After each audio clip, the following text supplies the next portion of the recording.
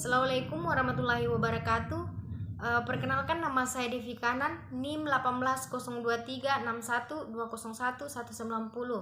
Nah, di sini saya akan mempresentasikan hasil dari proposal saya, di mana saya mengangkat judul analisis strategi pemasaran usaha produk teh hijau.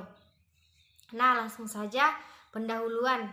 Latar belakang, teh merupakan salah satu produk agroindustri pangan yang digemari masyarakat. Hal ini karena teh memiliki aroma khas yang tidak dimiliki oleh bahan minuman lainnya. Seiring semakin meningkatnya konsumsi teh, banyak industri teh yang terus bertambah dengan melakukan suatu inovasi berupa produk yang dimiliki nilai tambah, salah satunya teh celup. Seperti yang dilakukan oleh pabrik-pabrik pengelolaan minuman teh, salah satunya adalah Gapotan atau Gabungan Kelompok Tani Karya Mandiri Sejahtera yang berlokasi di Desa Cibodas, Kecamatan Pasir Jambu, Kabupaten Bandung, yang telah mengembangkan industri hilirnya berupa diferensiasi produk olahan pucuk daun teh menjadi produk teh hijau yang diberi merek dagang Cap 2 Petani. Produk ini telah mendapatkan HAKI atau hak kekayaan intelektual, sertifikat halal, dan sertifikat PIRT. Hingga saat ini produk tersebut telah dipasarkan di Kecamatan Pasir Jambi dan Kecamatan Cidewey, Kabupaten Bandung. Seiring dengan meningkatnya produk industri, maka persaingan semakin ketat. Gapotan perlu melakukan evaluasi strategi pemasaran yang digunakan untuk menciptakan strategi pemasaran yang tepat untuk bertahan di pasar. Nah, yang kemudian itu ada identifikasi masalah, yang dimana yang pertama itu bagaimana bauran pemasaran selama ini diterapkan di Gapotan Karya Mandiri Sejahtera. Nah, yang kedua itu bagaimana persepsi konsumsi terhadap atribut bauran pemasaran produk teh hijau pada Gapotan Karya Mandiri Sejahtera. Nah, yang ketiga itu bagaimana prioritas strategi pemasaran yang tepat untuk menetap di Gapotan Karya Mandiri Sejahtera pada produk teh hijau 2 Petani. Nah, yang kemudian itu ada pula landasan teori, yang dimana itu strategi pemasaran adalah strategi yang disatukan, luas, terintegrasi, dan kompresif yang dirancang untuk memastikan bahwa tujuan dari perusahaan dapat dicapai melalui pelaksanaan pemasaran yang tepat oleh organisasi. Strategi pemasaran dapat didekati dengan konsep bauran pemasaran atau marketing mix yang merupakan kumpulan variabel produk, harga, price, saluran distribusi price, dan promosi atau promotion. Kemudian ada 3 variabel yang digunakan ya dalam bauran pemasaran. Yang pertama itu product mix atau bauran pemasaran, dan yang kedua itu price mix atau bauran harga, dan yang ketiga itu promotion mix atau bauran pemasaran, bauran promosi. Kemudian itu metode penelitian. Dalam penelitian ini tentu ya dibutuhkan data yang telah ditentukan dengan tujuan untuk mengidentifikasi tujuan masalah, kriteria masalah, dan taktik masalah Gapotan. Kemudian itu kita menentukan strategi perusahaan itu berdasarkan bauran pemasaran yang sedang dijalankan. Kemudian itu Gapotan saat ini telah menetapkan prioritas strategi langkah-langkah tersebut mencapai sasaran masing-masing dari keempat faktor ini kemudian akan menghasilkan strategi operasional di tingkat keempat berupa taktik yang akan dilaksanakan. Gapotan sesuai dengan faktor dalam bauran pemasaran. Alternatif strategi operasional tersebut disusun berdasarkan analisis kesesuaian antara strategi pemasaran gapotan dengan persepsi konsumen. Nah, yang kemudian itu ada metode pengumpulan data yang dimana itu menggunakan 3 metode. Jadi dari metode pengumpulan data ini penelitian ini menggunakan 3 metode ya. Yang pertama itu wawancara, dan yang kedua itu observasi, dan yang ketiga dokumentasi. Mungkin itu saja pemaparan materi dari saya. Selanjutnya saya akan menjawab pertanyaan dari dosen pengampu mata kuliah, yang dimana pertanyaan yang pertama itu, jelaskan apa yang melatar belakangi sehingga Anda mengangkat judul tersebut. Nah, menurut yang melatar belakangi itu yang dimana ya kita ketahui sekarang bahwa teh merupakan ya salah satu produk agroindustri pangan yang digemari oleh masyarakat. Hal ini disebabkan karena teh memiliki aroma khas yang tidak dimiliki oleh produk lainnya atau minuman lainnya. Nah, dimana kita ketahui sekarang bahwa produk teh itu semakin meningkat ya, dimana banyak jenis-jenis yang kembali muncul. Nah, itu memunculkan persaingan yang ketat. Nah, di situ bagaimana kita melakukan strategi atau promotion sehingga minuman yang kita minuman atau produk yang kita miliki itu bisa menjadi ternomor 1. Nah, yang kedua itu ada pertanyaan yang kedua itu, kenapa Anda menduga hipotesisnya demikian ya? Menurut saya menduga hipotesisnya seperti itu karena yang pertama ya, antara kualitas pelayanan dan kepuasan pelanggan itu menyatakan bahwa kualitas pelayanan harus dimulai dari kebutuhan pelanggan dan berakhir pada persepsi pelanggan. Karena variabel kualitas pelayanan tersebut diukur dengan persepsi sehingga berpengaruh positif. Yang kedua itu hubungan antara harga ya, hubungan antara harga dan kepuasan pelanggan. Harga dilihat dari sudut pandang konsumen. Seringkali digunakan ya sebagai indikator nilai bila mana harga tersebut dihubungkan dengan manfaat yang disarankan atas suatu barang atau jasa pada tingkat harga tertentu. Nah, jika manfaat yang disarankan meningkat, maka tentu ya nilainya akan meningkat pula. Apabila nilai yang disarankan pelanggan semakin tinggi, maka akan menciptakan kepuasan pelanggan yang maksimal pula. Nah, saya lanjut untuk pertanyaan yang ketiga, variabel. Variabelnya berapa? Jelaskan variabel X-nya dan Y. Yang mana jika indikator dari tiap variabel, coba jelaskan. Variabelnya itu ada 2 ya, yaitu variabel X dan variabel Y. Jadi variabelnya itu ada 2. Yang pertama itu variabel X dan variabel Y. Variabel terikat atau biasa disebut dependent variable. Variabel terikat dalam penelitian ini adalah kepuasan pelanggan atau Y.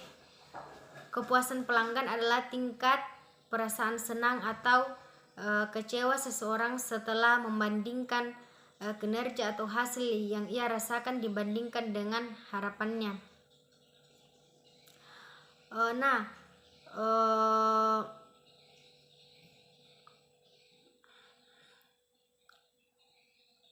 Kinerja yang dirasakan adalah daya tangkap pelanggan terhadap apa yang diterima setelah mengkonsumsi produk yang dibeli.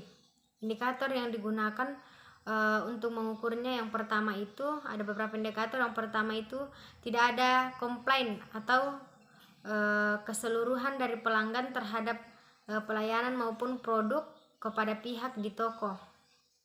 Nah, yang kedua itu kenyamanan.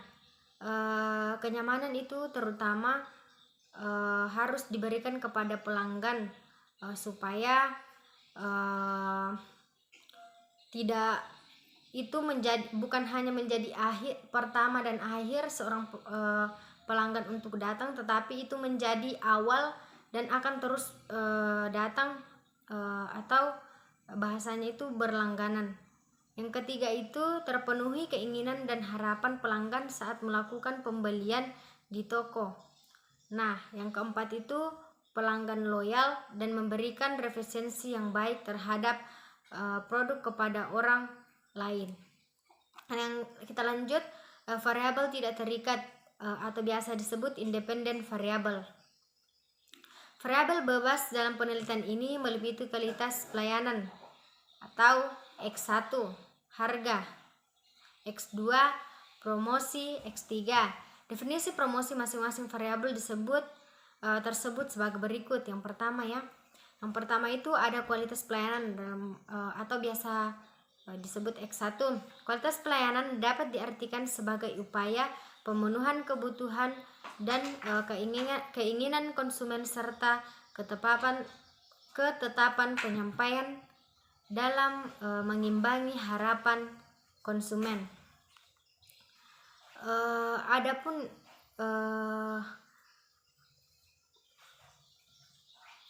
indikatornya yaitu yang pertama itu kemampuan dan keramahan para petugas dalam memberikan pelayanan. Itu sangat penting. Yang kedua itu daya tangkap dan kedekatan petugas untuk melayani pelanggan. Nah, yang ketiga itu perhatian. Perhatian ini cukup sangat penting karena ketika kita memperhatikan pelanggan yang datang, pelanggan juga akan merasakan diperlakukan seperti ratu terus memberikan jaminan ganti rugi pada produk yang telah diberi oleh pelanggan dengan syarat dan ketentuan penggantian yang berlaku. Yang kedua itu harga atau X2 Harga adalah sejumlah uang yang dibayarkan atas barang dan jasa atau jumlah nilai yang konsumen tukarkan dalam rangka mendapatkan manfaat dari memilih atau menggunakan barang atau jasa. Indikatornya itu yang pertama itu harga yang ditentukan sesuai dengan kualitas produk dan kualitas pelayanan yang diberikan. Nah, yang kedua itu kesesuaian tingkat harga yang terjangkau oleh daya beli masyarakat. Yang ketiga itu perbandingan harga yang mampu bersaing dengan toko-toko tersebut. Nah, yang terakhir itu harga sesuai dengan manfaat nilai yang diperoleh setiap pelanggan. Yang ketiga itu promosi atau X3 Promosi adalah suatu bidang kegiatan permasalahan dan merupakan komunikasi yang dilaksanakan pihak perusahaan kepada pembeli atau konsumen yang pemberitaan atau information, pembujukan atau persuasion dan mempengaruhi yang segala kegiatan itu berujung untuk meningkatkan penjualan. Kemudian ada pun indikatornya. Yang pertama itu iklan melalui bisa itu melalui brosur, pamflet maupun media sosial. Nah, yang kedua itu promotion. Melalui iklan mengingatkan konsumen terhadap sebuah produk dan menambahkan citra yang baik terhadap suatu perusahaan. Yang ketiga itu produk-produk diiklankan oleh toko-toko maupun menarik minat konsumen untuk membeli produk tersebut. Kemudian saya lanjut ke pertanyaannya yang keempat, yaitu dari berapa teknik metode pengumpulan data, metode mana sebagai metode pengumpulan data utama? Nah, metode pengumpulan data yang utama yaitu saya ambil wawancara ya. Dimana kita ketahui bahwa wawancara itu suatu pengumpulan data dengan jalan tanya jawab sepihak yang dikerjakan secara sistematik dan berlandaskan tujuan penelitian. Wawancara ini dilakukan dengan menggunakan daftar pertanyaan, merupakan cara memperoleh data yang bersifat langsung atau bertatapan. Kita lanjut untuk pertanyaan yang kelima. Untuk menjawab hipotesisnya, analisis apa yang Anda gunakan? Jelaskan. Analisis yang saya gunakan itu yaitu analisis uji signitasi parameter industri atau uji statik 1, uji statik T.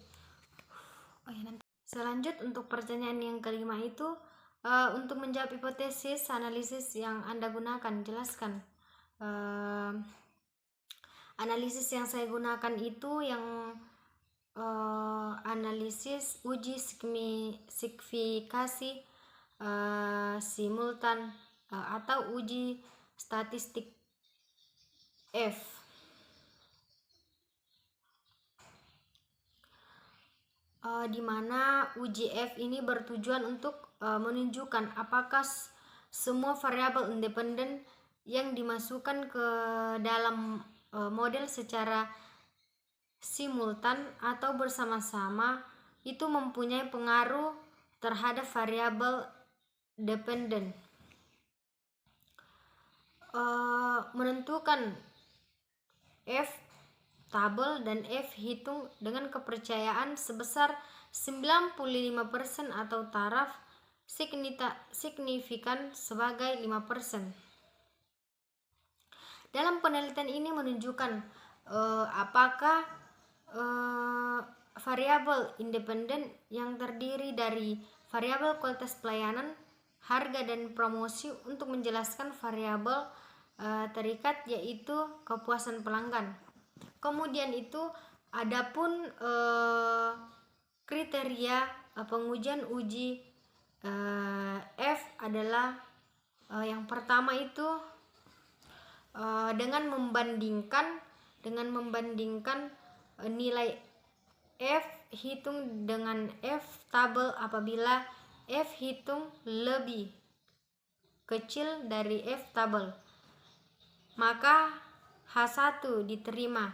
Berarti masing-masing variabel independen secara bersama-sama mempunyai pengaruh yang signifikan terhadap variabel independen.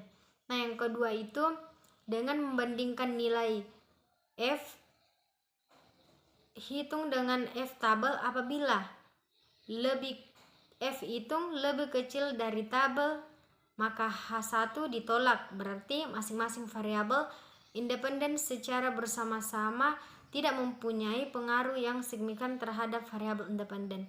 Nah, mungkin itu saja jawaban dari saya. Kurang lebihnya mohon dimaafkan. Assalamualaikum warahmatullahi wabarakatuh dan selamat siang.